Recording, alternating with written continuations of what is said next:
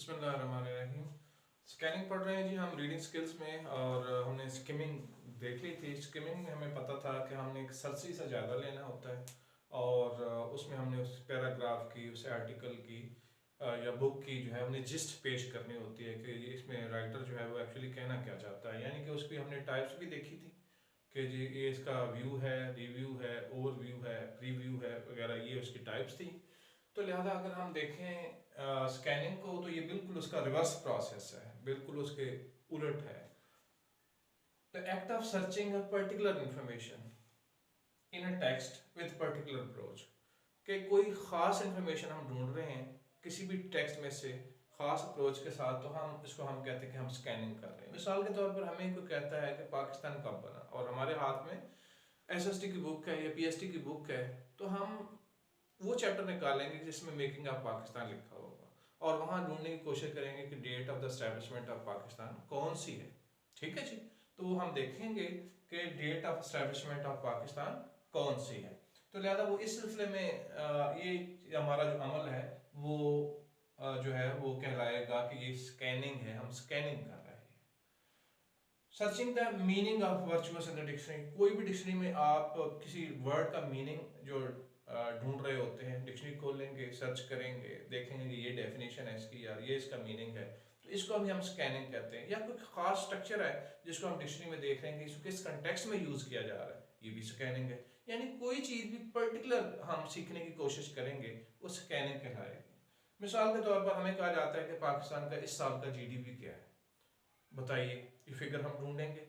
तो यह ज़्यादा ये स्कैनिंग के जरिए से ढूंढेंगे। हमें ये कहा जाता है कि जनाब आप ये बता दें कि ईरान के कैपिटल का नाम क्या है, तो हमें नहीं पता, तो हम जाएंगे, देखेंगे नेट पे या किसी भी बुक में, एनसाइक्लोपीडिया में देखेंगे और उसको ढूंढेंगे, यानी उसका नाम ढूंढेंगे, ये भी स्कैनिंग कहलाएगी। तो स्कैनिंग का मतलब होता है to run for a particular information, जो इन्फॉर्मेशन आपको रिक्वायर्ड होती है, बाकी सारी चीज़ों को छोड़ छाड़ के उस पर्टिकुलर इन्फॉर्मेशन के लिए भागना, इसको हम कहेंगे स्कैनिंग। मिसाल के तौर पर जो एग्जामिनेशन पॉइंट ऑफ व्यू से देखें कि जब स्टूडेंट जो है एग्जाम के बिल्कुल करीब हो जाते हैं, तो वो स्किमिंग और स्कैनिंग दोनों से काम ले रहे होते हैं, डिटेल से वो पहले स्टडी कर चुके होते हैं। ठीक है जी। तो फिर हमने स्किम करना है और स्कैन करना है। कुछ चीज़ों का डाटा होता है जो हमें फिंगर टिप्स पे होता है कि अगर एग्जाम में पूछ लिया जाए तो उसे हमें याद ही करना है, तो लिहाजा वो याद करने के लिए हम उसको ढूंढ के रखते हैं, स्कैन करके रखते हैं, और ओवरऑल जो चैप्टर है उसको स्किम करके रखते हैं, ताकि हमसे कोई इससे मुतालिक सवाल कर लिया जाए तो मेन चीज़ हमारे जहन में मौजूद हो, और फिर उसको हम एक्सपेंड भी कर सकते हैं, उसको हम ब्रीफ भी कर सकते हैं।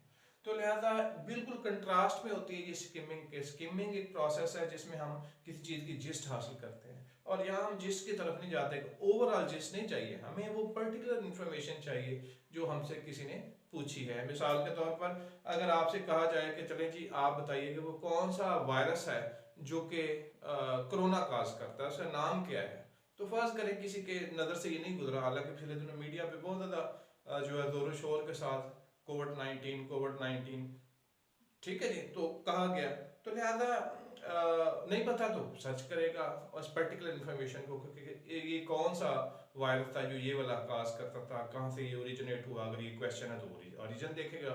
तो लिहाजा इसमें हम पर्टिकुलराइज कर लेते हैं अपनी अप्रोच को, खास उस टॉपिक के लिए या खास उस पॉइंट के लिए जो इन फोकस होता है, बाकी सारी चीज़ों को छोड़ देते हैं।